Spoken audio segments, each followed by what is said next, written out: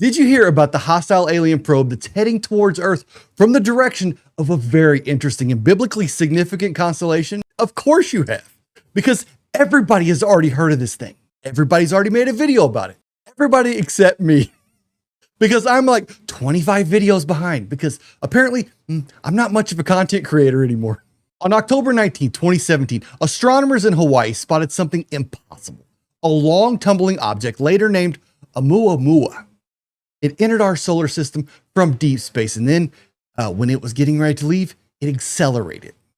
Yeah, it sped up. It wasn't supposed to speed up, but it did. No engine, no explanation, no comet tail on the thing. Now, something even stranger is happening here. On July 1st, 2025, scientists detected another interstellar object. This one is bigger, faster, and it's moving backwards. It came from the direction of the constellation Serpent, the Serpent's Head. And we'll touch more on that and its biblical significance later. It's already on course to pass Venus on September 3rd, Mars on October 6th, and Jupiter on November 7th. And on November 28th, it's going to vanish behind the sun. Just as it reaches the closest point to Earth, this thing entered our solar system on a retrograde path, opposite to the direction that everything else moves.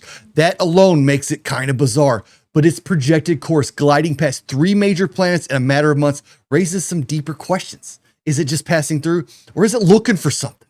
Now, believe me, that's not what I'm asking. That question came from Dr. Avi Loeb, a Harvard astrophysicist. He released a non-peer-reviewed paper, speculative paper, with 2 other colleagues. And their theory, they referenced the dark forest hypothesis, the idea that intelligent life avoids detection in a dangerous galaxy, because any civilization that announces itself might just get wiped out. And in that context, an object that's entering on a stealthy, precise path, bypassing Earth, but inspecting all the other planets, it could be a reconnaissance device. Or worse,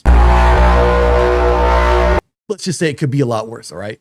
So on November 28th this year, the object reaches perihelion. It means it's the closest approach to the sun. And at that exact moment, Earth is not going to be able to see it. The sun is going to block it completely. For days, this object, which is already defying all expectations, is going to pass behind our star where no telescope can track it. And if it deploys a probe, changes direction, sends a signal, we're not going to know about it. We're going to be blind to it because we can't see because of the sun.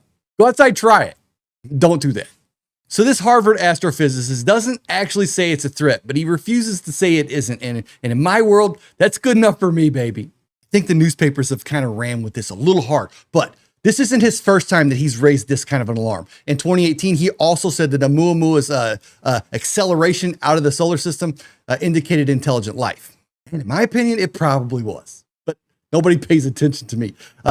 Also, nobody paid attention to him either because he was dismissed out of hand and ridiculed. But this dude, he's never backed down. Now, whether this thing is hostile or not, we're not going to know until it happens. I kind of hope it does. But what I was more concerned about and what I'm more interested in is the direction that it came from, because it came from the Serpent's constellation. And if you don't know, the Serpent's constellation is a giant serpent.